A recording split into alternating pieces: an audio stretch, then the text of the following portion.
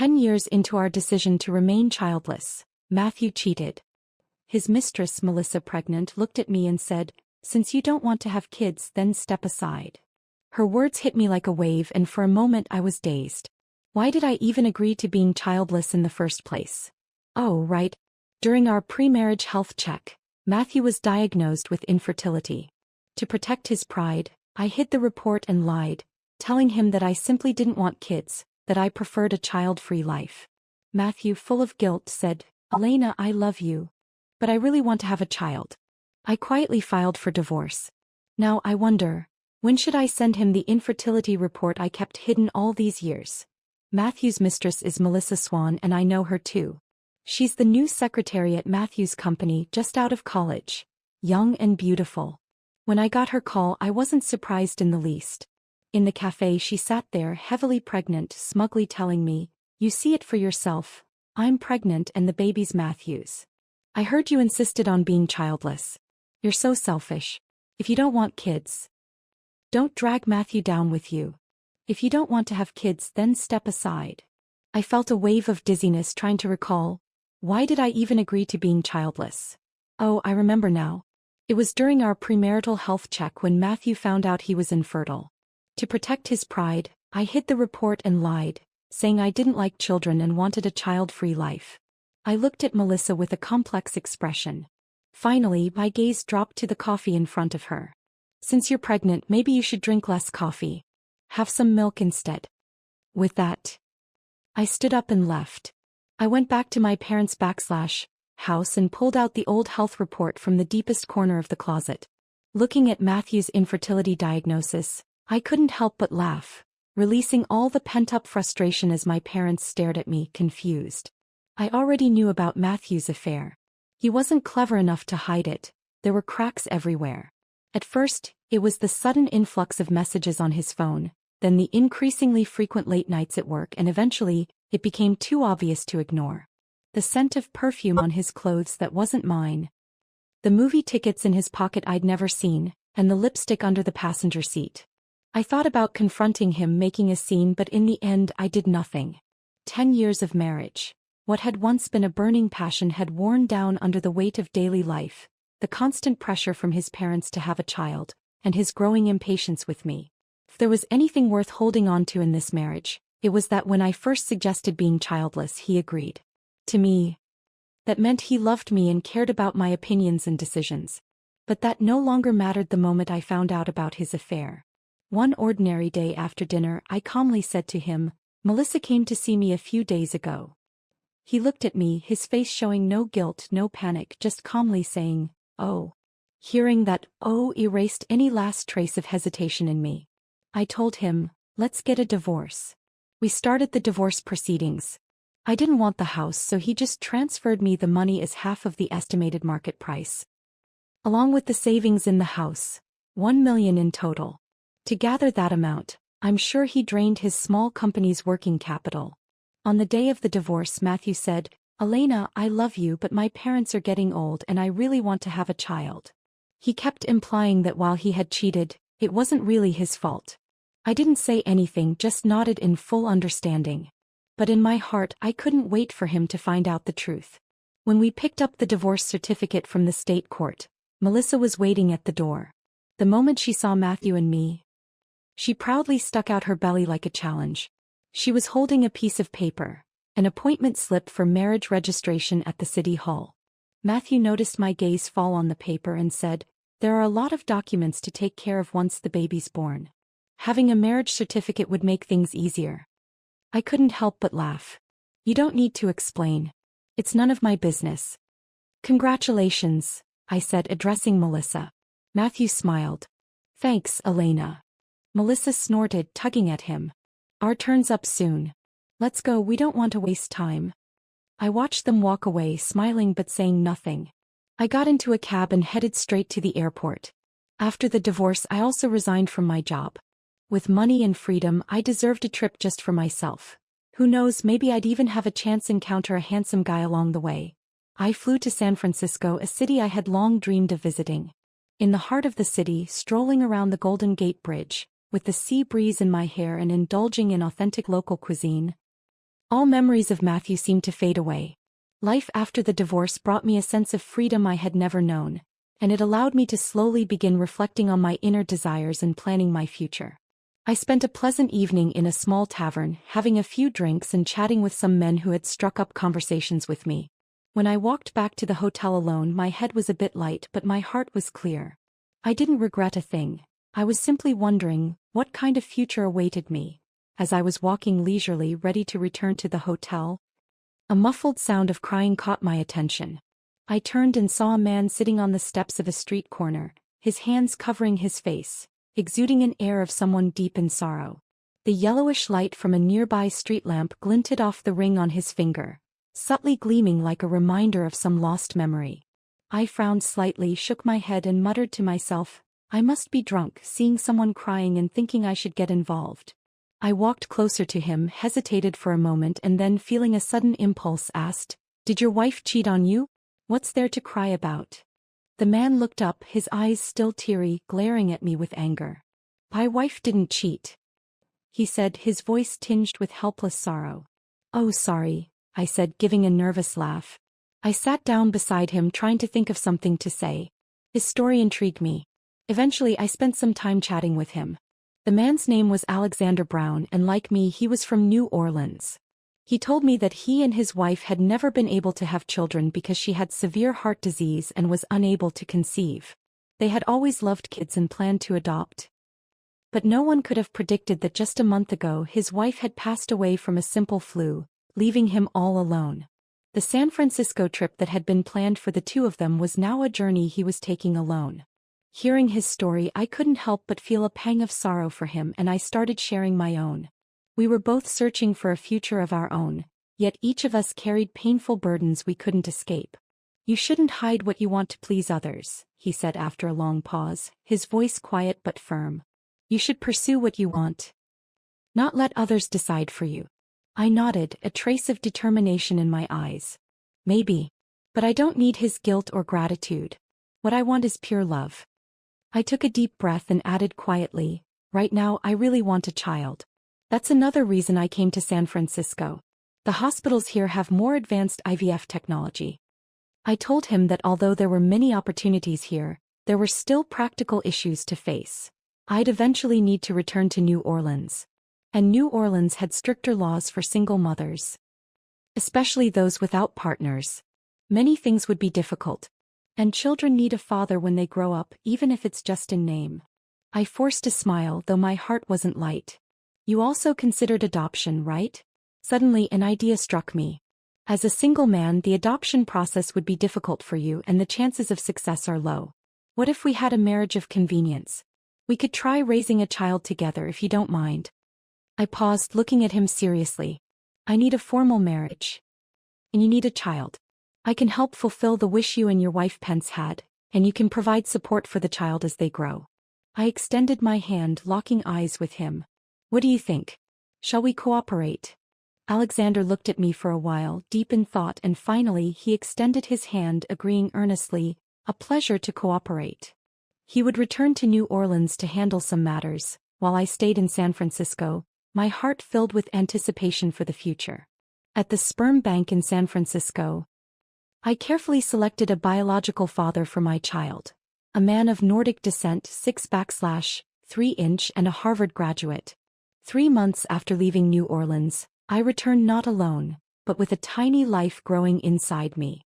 The entire experience felt both miraculous and exciting. When I arrived back in my hometown, I barely had a moment to rest before I was bombarded with my parents' questions. You've got some nerve. You handled something this big without telling us? Do we even matter to you? Having a child isn't simple. There's feeding, changing, and all kinds of things to worry about. How are you going to raise this child on your own? Matthew's a bastard, fine, you divorced him, but why let yourself go like this? Oh, he has a child now and you're going to have one too. I must have really lost my mind because when I heard that last comment, I blurted out without thinking, Matthew's child isn't his. My mom froze, her words stopped abruptly, then she shot me an incredulous look. Not his? What do you mean? Explain yourself, she pressed, her tone urgent. My dad, equally stunned, looked at me in disbelief. I had already let the secret slip, so there was no point hiding anything anymore. I told them about Matthew's infertility. His sperm count is 0. I asked the doctor. There's no cure. My mom's mouth opened and closed several times, but no words came out. Finally, she burst out laughing so hard she started crying. My dad joined in laughing as well. Good for him. Karma. When they finally stopped laughing, my mom asked, I heard that mistress of his is about to give birth. When are you going to tell Matthew? I gently rubbed my belly. No rush. We'll wait for the baby to be born. Let Matthew enjoy the experience of being a father. The deeper Matthew's connection with that child, the more powerful the impact of that infertility report would be. After returning home, my contact with Alexander became more frequent. After all, our agreed-upon marriage involved the birth registration of the child, legal paperwork, and a series of follow-up arrangements. Every time we met, we would go over some documents or discuss the next steps. And these interactions allowed me to gradually get to know him better. At first, we remained distant, operating purely as business partners. Our conversations were always rational and goal-oriented, much like colleagues working on a project. But as time passed, especially with the baby's birth drawing nearer, our interactions became more frequent. We started going out together to shop for baby supplies, attending parenting classes, and slowly the boundaries between us began to blur. The connection we had once purely formal seemed to shift, and we grew closer, both physically and emotionally. Alexander began taking on more responsibilities, and I realized he wasn't just a calm, rational partner. He was a man with a strong sense of responsibility and patience. His care for the unborn child and me made me feel an unexpected warmth inside. One evening, while we were organizing the baby's room, his hand accidentally brushed against mine. It was just a fleeting touch, but in that moment I felt an unexpected jolt. His gaze shifted too, and I could sense a subtle change. It was then that I realized, what I was feeling wasn't just the relationship of partners.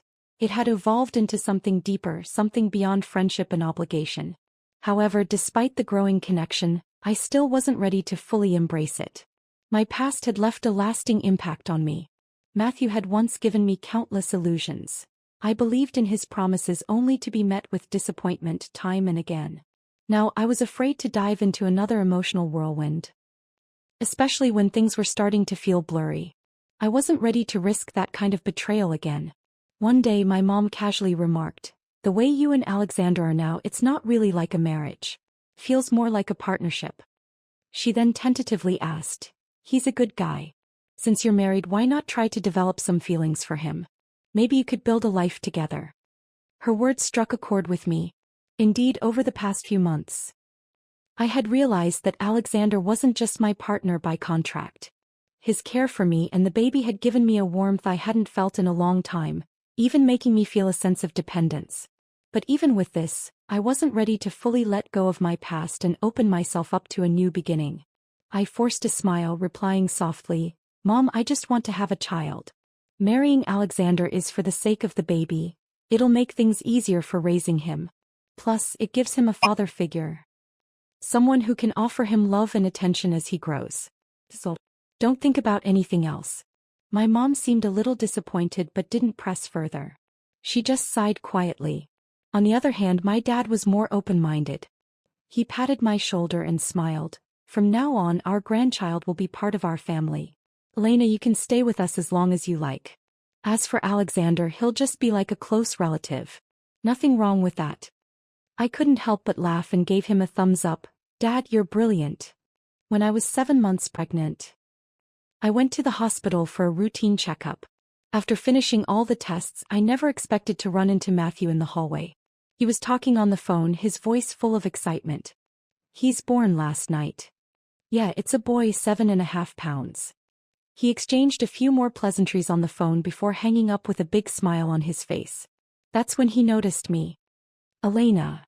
I smiled and said, "Congratulations, Sunha. Must be quite a joy." He cleared his throat and said, "Thanks."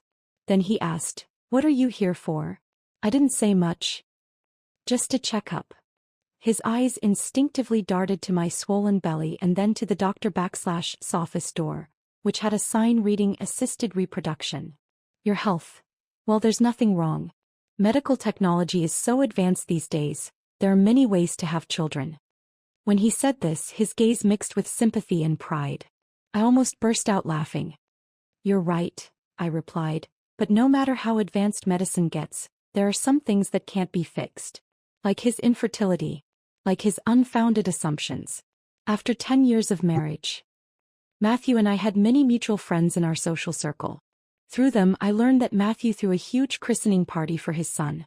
The party favors for the guests were all luxury perfumes. On Instagram, many of our mutual friends posted photos from that day. Matthew's parents were beaming with joy, holding their long-awaited grandson who was chubby and rosy-cheeked, wearing an expensive bracelet from his grandparents. Melissa, still slim, was holding onto Matthew's arm. I couldn't help but feel a pang of envy. Youth is truly a gift. I hoped that after giving birth, I could bounce back as quickly as Melissa. I signed up for prenatal yoga. After class, I went shopping with a few other pregnant women. At the entrance of a maternity store, I ran into Matthew again.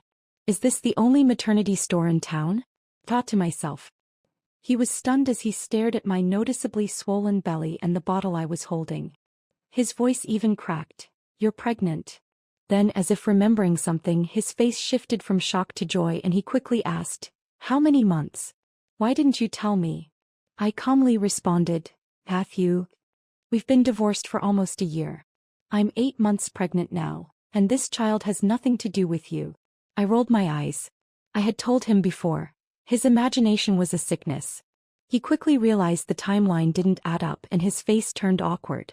But then it shifted to a deep shade of anger.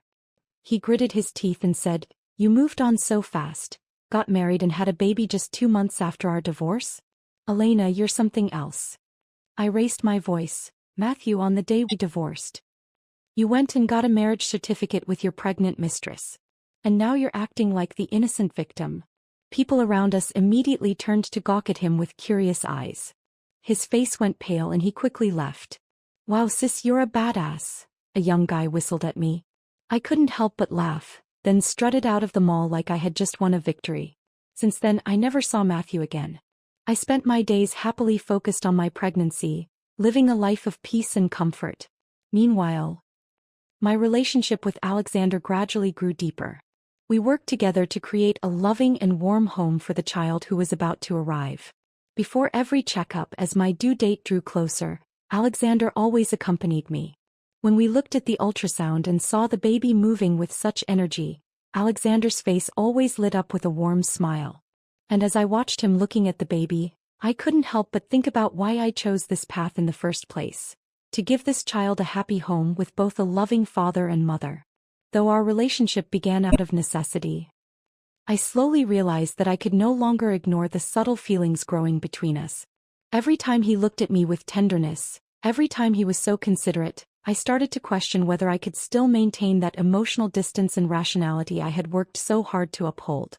Despite this, I carefully avoided allowing our feelings to progress further. The pain from my past still kept me on guard. I needed more time to observe, to feel, to make sure that this new emotion was worth letting go of all my past fears and pursuing true happiness. Even though I continually reminded myself not to overthink things, I couldn't help but notice that my relationship with Alexander was becoming more and more complicated. Every act of kindness he did for me and the baby, every simple smile, every exchange of glances, made my heart stir. I wanted to give myself more time to truly understand Alexander, to see if he could bring true stability and happiness to both me and the child. After all, my past pain had made me cautious, but maybe, through gradual connection and understanding, this new emotion could help me find the answers I was seeking. I was almost 9 months pregnant already. My dad was constantly flipping through books, coming up with dozens of names, but none of them seemed right. My mom had also started early on baby food recipes and was even taking online courses on parenting. Alexander was always by my side, doing everything he could to support me.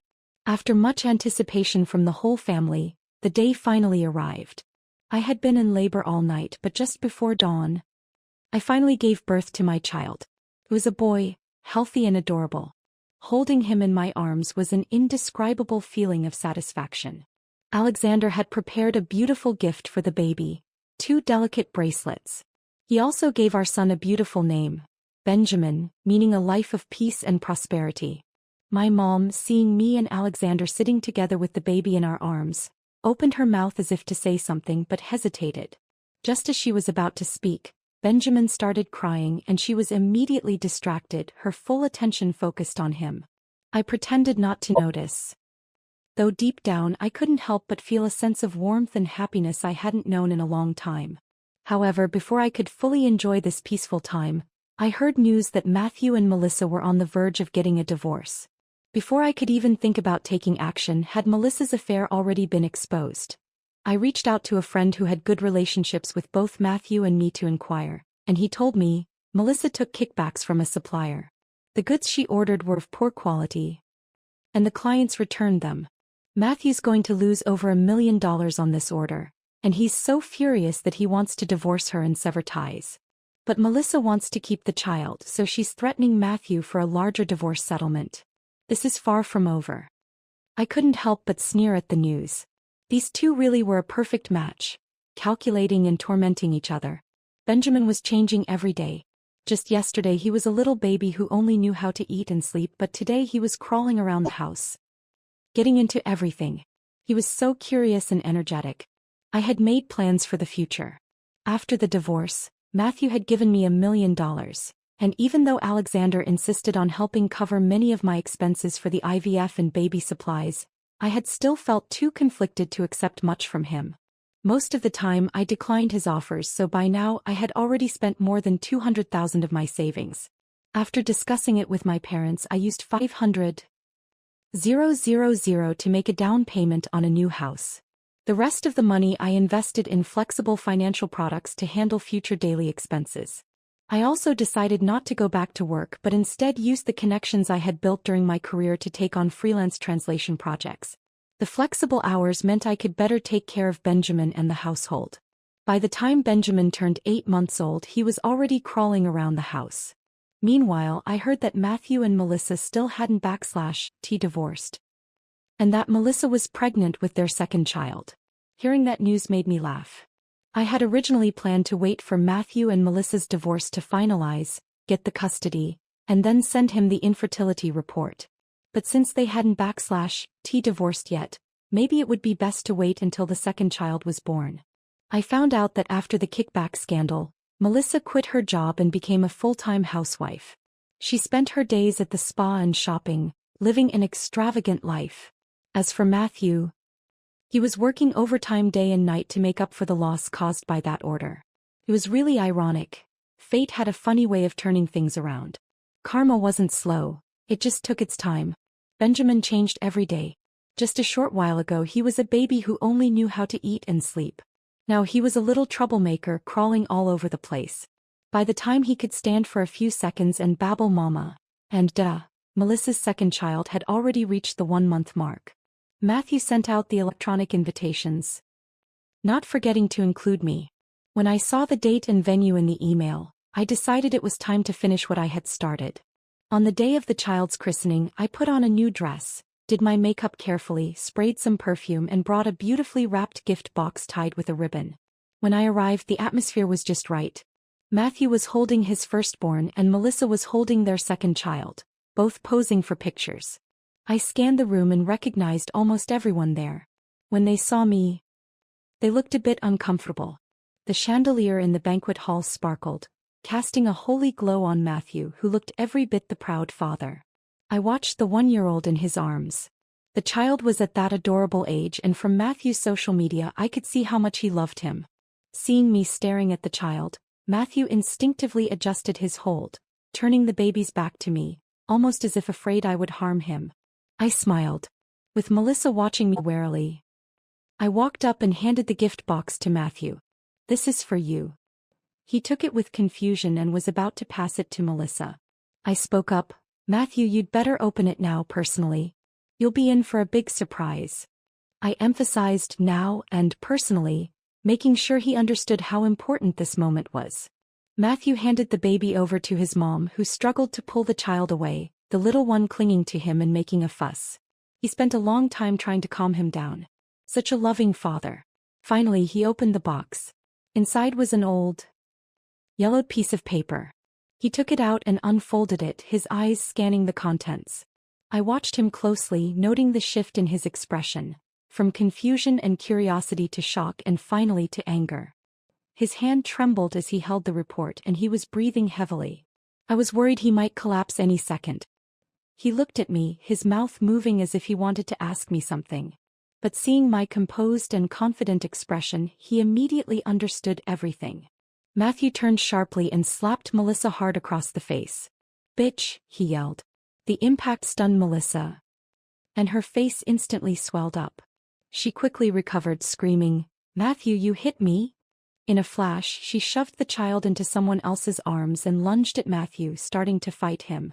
Both children began crying loudly, terrified by the scene unfolding before them. I watched in sheer delight. Another slap landed on Melissa's face, this time leaving it red and swollen on the other side. "You lying slut. All you know is spread your legs to seduce men." I had never heard Matthew use such crude language. It was unbearable to listen to. Melissa, her long, sharp nails freshly done, raked them across Matthew's face, leaving deep scratches in their wake. "You dare hit me," she screamed. "I'll kill you." Despite her threats, she was still a woman, recently having given birth, and it didn't take long for Matthew to overpower her. The only sounds left were her painful, blood-curdling screams. The people around them quickly reacted, worried that Matthew might go too far, so a few of his brothers rushed to pull him off. But as they dragged him away, Matthew kicked at Melissa and continued cursing her, his rage far from abating.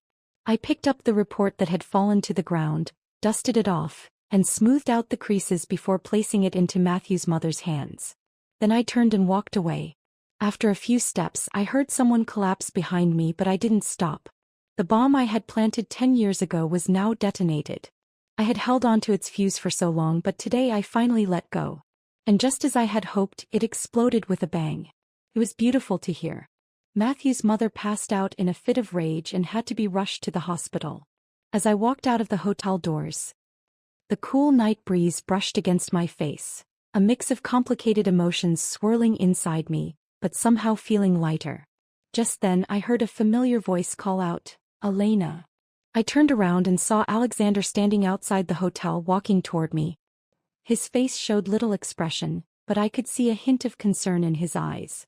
"What's wrong? You don't look well." His voice was low and gentle with a touch of worry. I paused for a moment, realizing that I might actually be feeling a bit off. I had stayed calm through the scene with Matthew and Melissa, but inside, a storm had been brewing.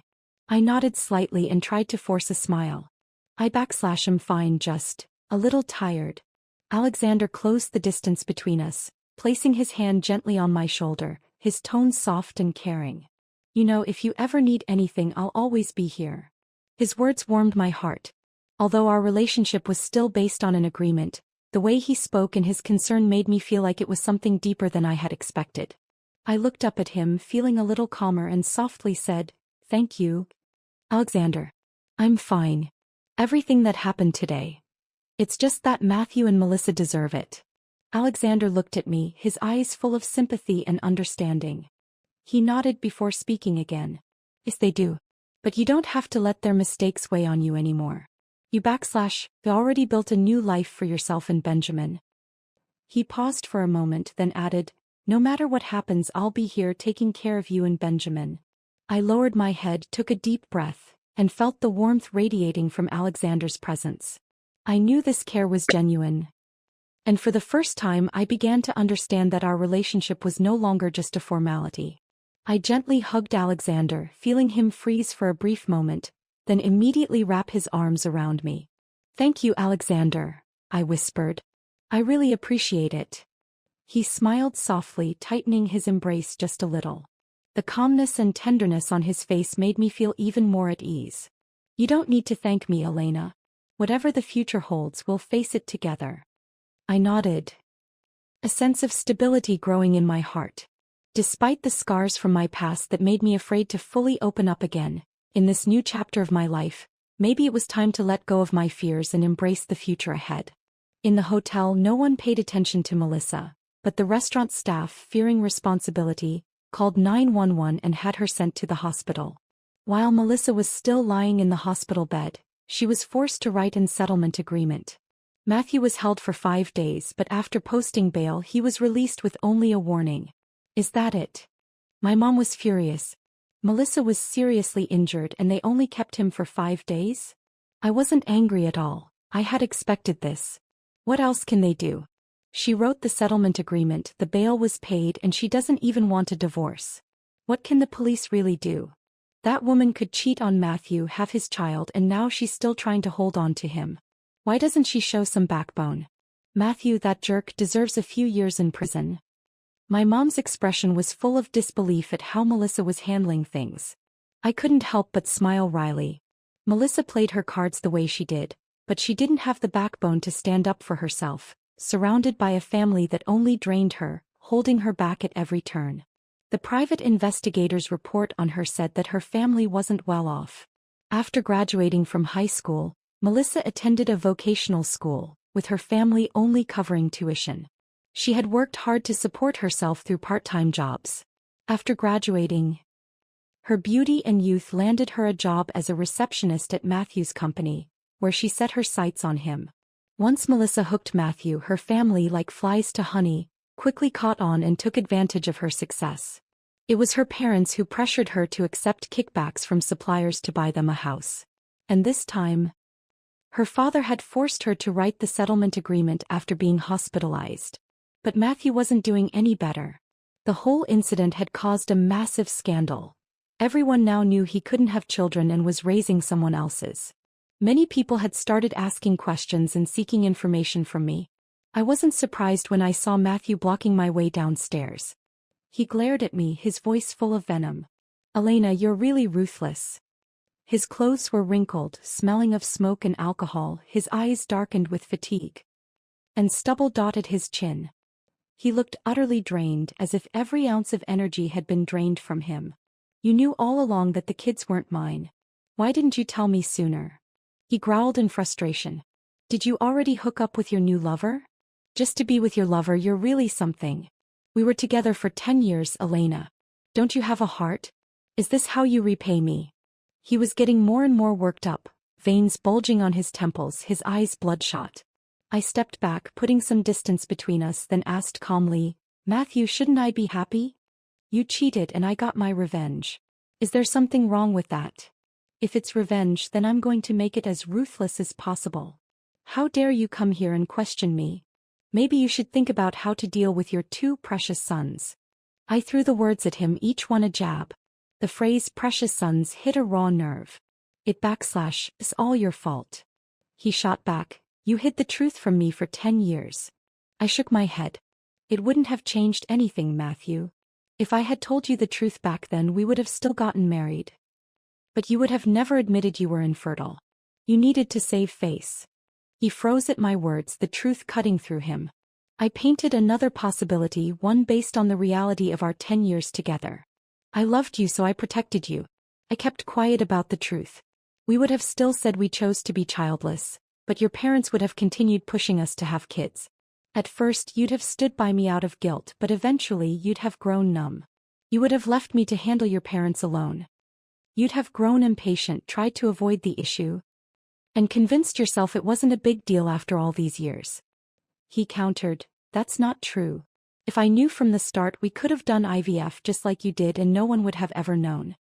"You would have known," I said calmly, "and you would have felt like that child wasn't really yours, that I wasn't clean anymore. You'd have felt off balance and you'd still have cheated."